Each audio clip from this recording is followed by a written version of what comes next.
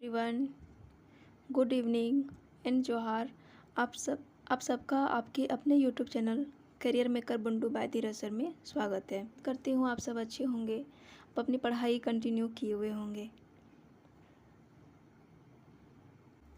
जैसा कि हम सभी जानते हैं कि हमारे एग्ज़ाम बहुत जल्दी हो जाएगी, तो हम लोग क्या किए थे कि झारखंड का आर्ट एंड कल्चर हम लोग स्टार्ट किए थे। तो आर्ट एंड कल्चर में हम लोग जनजाति देख रहे थे। तो जनजाति में आज जिनका नंबर है वो है खड़िया जनजाति, है ना। कि खड़िया जनजाति आखिर इनके बारे में हम लोग जानेंगे, इनकी समाज और संस्कृति के बारे में जानेंगे, फिर इनकी धार्मिक व्यवस्था के बारे में जानेंगे, और हमें खड़िया जनजाति के बारे में क्या क्या पढ़ना है वो भी हम लोग देखेंगे। तो आइए आज की क्लास हम लोग यहाँ से स्टार्ट करते हैं। तो खड़िया, महत्वपूर्ण बातें। खड़खड़िया यानी कि पालकी। पहले ज़माने में जब राजा राजवाड़ों का जब हमारा काल था, उस समय ये जनजाति क्या करती थी ना कि पालकी, यहाँ पे मतलब रानी तो पहले पैदल चलती नहीं थी, उस समय गाड़ी का भी व्यवस्था नहीं था। तो उस समय क्या करता था कि वो लोग कि पालकी में राजा रजवाड़ा जो है वो लोग क्या करते थे कि पालकी बनवाते थे। तो वही पालकी को ढोने का काम किया करते थे खड़िया जनजाति के लोग। इनका खड़खड़िया यानी कि पालकी ढोने के कारण इस जनजाति का नाम क्या पड़ा, तो खड़िया पड़ा।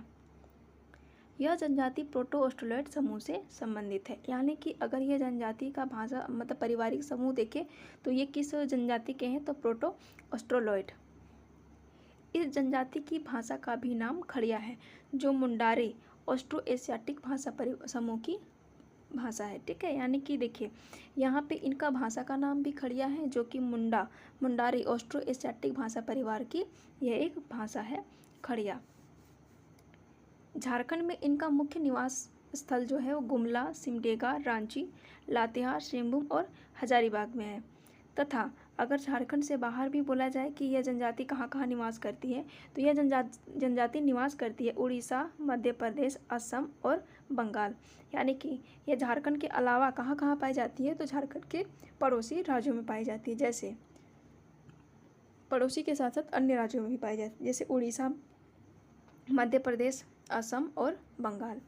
खड़खड़िया यानी कि पालकी ढोने वाली जनजाति कौन सी है। आपको बोला जाएगा कि पालकी ढोने वाली जनजाति को क्या बोला जाता है, तो नहीं बोला जाता है खड़िया जनजाति। देखिए खड़िया को जो है ना, जो पूर्व में आदिम जनजाति के तौर पर चिन्हित किया गया था, लेकिन बाद में इनको खड़िया जनजाति से इनको हटा दिया गया। ठीक है, आदिम जनजाति से।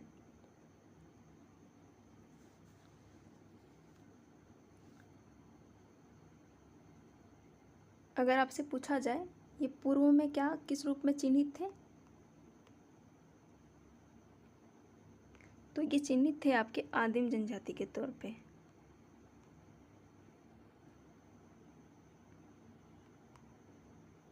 फिर इनको आदिम जनजाति से हटा करके फिर इनको जनजाति में रखा गया है। अब हम देखेंगे इनका समाज और संस्कृति।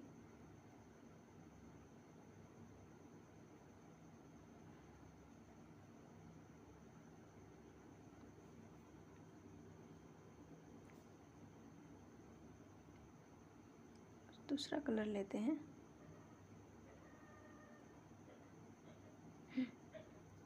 यह जनजाति 3 वर्गों में विभाजित है, यानी कि ये जनजाति जो है वो 3 वर्गों में विभाजित है। 3 इनका क्लास है, जैसे कि पहाड़ी खड़िया यानी कि सर्वाधिक पिछड़े, ढेलकी खड़िया ये मीडियम होते हैं, और दूध खड़िया यानी कि ये सबसे संपन्न होते हैं।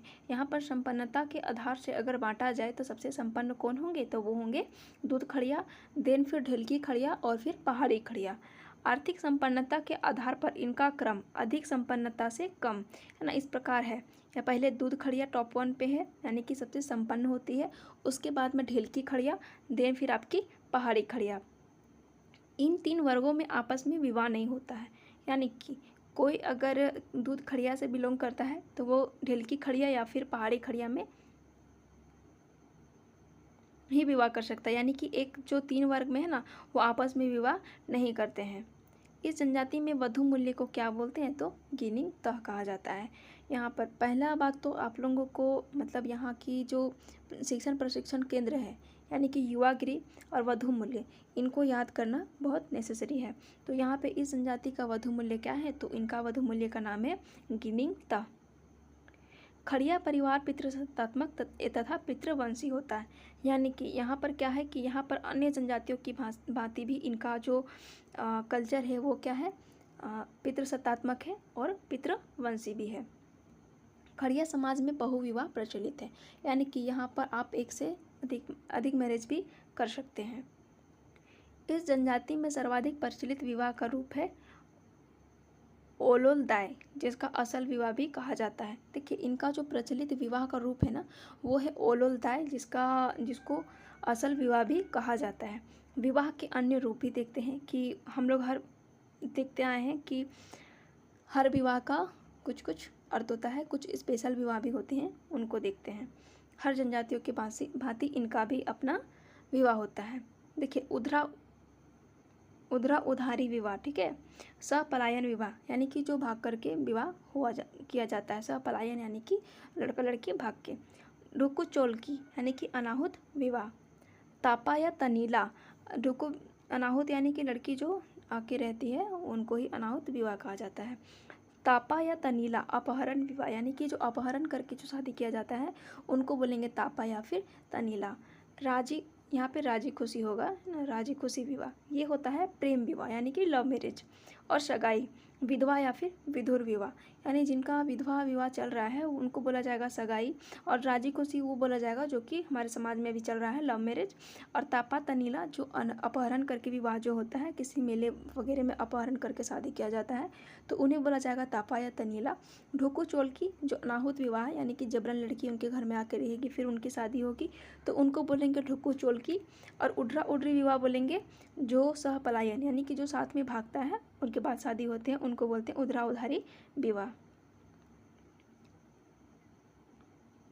देखिए सामाजिक व्यवस्था से संबंधित विभिन्न नामकरण, यानी कि सब जनजातियों की भांति इनका भी अपना अलग अलग मतलब नाम होता है। तो इन्हीं क्रम में देखते हैं हम लोग। इनका युवा गृह का नाम क्या है, तो गीतियो।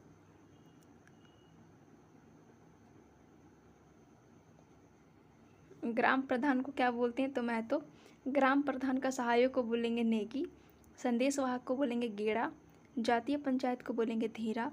जातीय पंचायत प्रमुख को बोलेंगे दंदिया। यानी कि यहाँ पर इनका युवा गृह है वो क्या है, तो इनका युवा गृह का नाम जाना जाएगा गीतियों के नाम से। और ग्राम प्रधान को ये लोग बोलते हैं महतो। ग्राम प्रधान का सहायक को बोलेंगे नेगी। और संदेश वाहक को बोलेंगे गेड़ा। एक मिनट में कंफर्म करती हूँ ज़रा सा, वेट। और जातीय पंचायत को बोलेंगे धीरा। और जातीय पंचायत प्रमुख को बोलेंगे दंदिया। देखिए हमको कन्फ्यूजन इस बात का है ना कि संदेश वाहक को ये लोग गेड़ा बोलते हैं या फिर गोड़ाइत बोलते हैं, तो लेकिन देखिए यहाँ पे संदेश वाहक को क्या बोलेंगे, तो इनको गेड़ा ही बोला जाता है।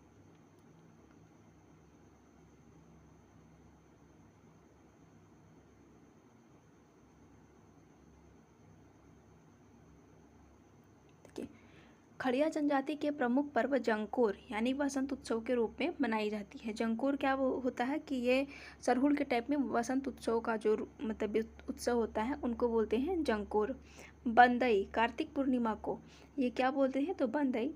कर्मा, कदलेटा, बंगारी, जोड़ेम यानी कि नवाखाई, नवा जो खाता है उसका। जिम तड़ यानी कि गौशाला पूजा। गिड़िड़ पूजा, पोनो मोसोर पूजा, भड़ नदा पूजा, दोरहो डुबाओ पूजा, पितृ पूजा आदि शामिल है। इस जनजाति में सभी लोगों द्वारा फागु शिकार मनाते हैं तथा इस अवसर पर पाट और बोरोम की पूजा की जाती है तथा सरना में बलि भी चढ़ाई जाती है। यानी कि ये लोग सभी जनजाति सभी आपस में मिलकर क्या करते हैं, तो फागु शिकार मनाते हैं और इस अवसर में क्या करते हैं कि पाट और बोराम की पूजा की जाती है तथा सरना स्थल में बलि भी चढ़ाई जाती है। यह जनजाति वृक्षारोपण के समय बाप पीढ़ नया अन्न ग्रहण करने से पूर्व नयोदिम तथा धान नुआ खिया पर्व मनाते हैं। यानी कि देखिए हर जनजाति की अलग अलग एक डाइवर्सिटी होती है। यहाँ बहुत सारे मतलब जनजाति रहते हैं और बहुत कल्चर भी क्या है, डाइवर्स होता है। तो बीजारोपण, जब हम लोग बीज को बोते हैं खेत में उस टाइम क्या मनाते हैं, बाप बीड़ एक त्यौहार मनाया जाता है। और अन्न ग्रहण पूर्व से पहले है ना। जो नवाखाई, जो नुआखाई काफ़ी मतलब उड़ीसा का त्यौहार होता है ना, नुआखाई। तो उसी तरह से यहाँ पे जनजातियों में क्या है कि नायोदेम, नायोदेम या धान नुआ खिया, यानी कि धान नुआ से अर्थ चल रहा है कि नया धान को खाना, खिया मतलब खाना को, ये पर्व मनाते हैं। अब देखेंगे इनका आर्थिक व्यवस्था।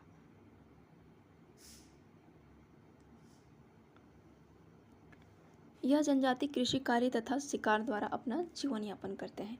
यानी ये जनजाति का मुख्य पेशा क्या है, तो कृषि कार्य और शिकार।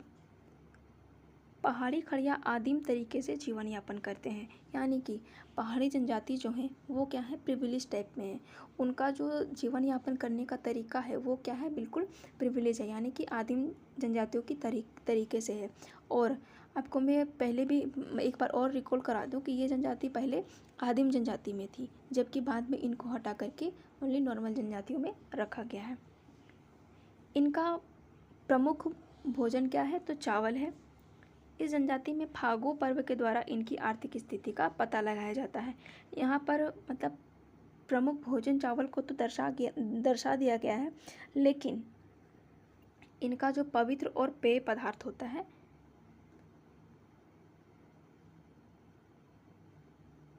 ये लोग यहाँ हड़िया को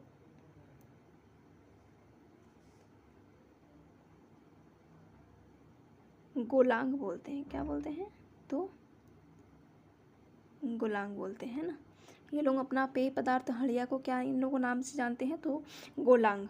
पूछेगा गोलांग क्या है, तो वो है आपका जो खड़िया जनजाति है उनका पेय पदार्थ है। अब देखेंगे हम लोग धार्मिक व्यवस्था। इनके प्रमुख देवता बेला भगवान या ठाकुर हैं, जो सूर्य का प्रतिरूप है। इनका बोला जाएगा कि प्रमुख देवता कौन है, तो वो है बेला ठाकुर या फिर बेला भगवान। इनके प्रमुख अन्य देवी देवताएं कौन से हैं, तो खड़िया जनजाति के प्रमुख देवी देवता कौन है, पारदुबो, ये है पहाड़ देवता। बोराम है ना, ये वन देवी। और गुम्मी, ये है सरना देवी। यानी कि इनकी 3 और अन्य देवी देवता हैं। एक तो है बेला जो सूर्य का प्रतिरूप है, दूसरा है पारदुबो जो कि है पहाड़ देवता, बोरो वन देवता, और गुमी सरना देवता। आप लोग एक चीज़ नोटिस किए कि जितनी भी जनजातियाँ मैं पढ़ा रही हूँ आज से, मतलब जितनी भी 4-5 क्लासेज हो चुकी हैं, सभी में देखिएगा कि ये लोग प्रकृति का ही पूजा करते हैं, या फिर पहाड़ हो या फिर वन हो या फिर जंगल की पूजा हो। ठीक है, तो ये लोग क्या है ना कि ये लोग प्रकृति के पूजक हैं। इन्हीं के वजह से ये लोग अपने क्या करते हैं, इनके जो देवी देवता होते हैं वो पहाड़ को मानते हैं, नदी को मानते हैं, सूर्य को मानते हैं। तो इन्हीं क्रम में इनका भी नाम है कि पारदुबो को पहाड़ देवता, बोराम को वन देवता और गुमी को सरना देवी कहा जाता है।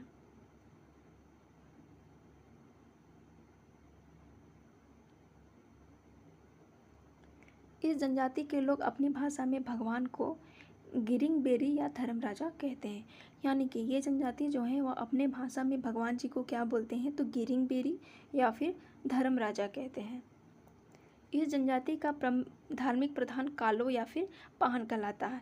यहाँ का जो पूजा पाठ करवाता है ना, जो नायके जो होता है, उनके स्थान पर इनको क्या बोला जाता है, तो कालो या फिर पाहन।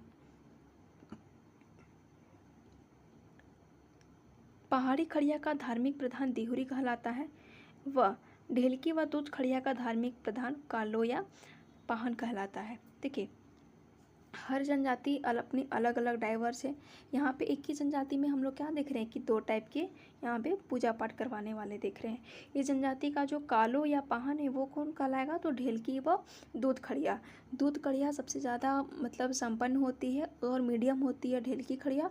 देन आपकी पहाड़ी खड़िया जो होती है वो थोड़ी सी निम्न मतलब उनकी आर्थिक स्थिति होती है। तो उनके धार्मिक प्रधान को क्या बोलते हैं, तो उनको बोलते हैं दिहुरी। इस जनजाति में धर्म व जादूगरी का विशेष महत्व है।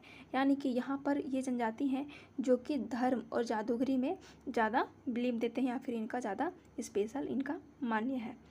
ठीक, तो ये हो गई आपकी आज की क्लास, यानी कि खड़िया जनजाति। आज हम लोग जाने कि खड़िया जनजाति होती क्या है, खड़िया जनजाति की समाज कैसी है, खड़िया जनजाति का सामाजिक संस्कृति है ना, उनका खान पान, रहन सहन इत्यादि के बारे में हम लोग जानें। तो इनके बारे में एक इम्पोर्टेंट थिंग है कि ये कौन सी जनजाति है, तो ये पालकी ढोने वाली जनजाति है। ये अपने आप को स्पेशल बनाती है बिकॉज ये पालकी ढोने वाली जनजाति है ना। और झारखंड के बाहर में भी इनको पाया जाता है, जैसे उड़ीसा, मध्य प्रदेश, असम, बंगाल वगैरह में। तो आज की क्लास यहीं तक है, ठीक है। आप लोग वीडियो को ज़्यादा से ज़्यादा लाइक कीजिए, अपने दोस्तों के बीच में शेयर कीजिए, और ऐसे ही अच्छी अच्छी वीडियो पाने के लिए आप लोग क्या कीजिए, सब्सक्राइब भी कर लीजिए चैनल को।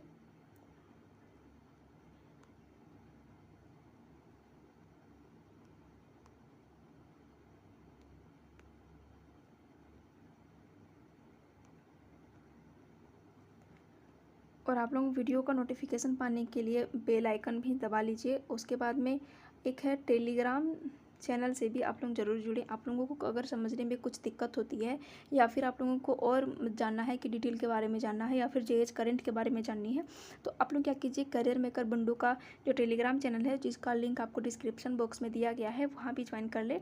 वहाँ पर भी मतलब सब यहाँ पे सारी चीज़ों का वीडियो का भी नोटिफिकेशन यहीं से आपका जाता है, ठीक। आप लोग टेलीग्राम चैनल ज्वाइन करना नहीं भूलिए। फिर मिलेंगे हम आपसे एक नए वीडियो के साथ। आज के लिए बस इतना ही। यहाँ तक वीडियो देखने के लिए आप लोगों का बहुत बहुत धन्यवाद।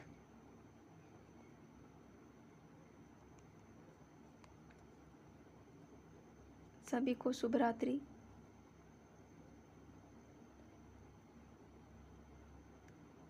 तब तक के लिए आप लोग पढ़ते रहिए, बढ़ते रहिए और नींद से लड़ते रहिए।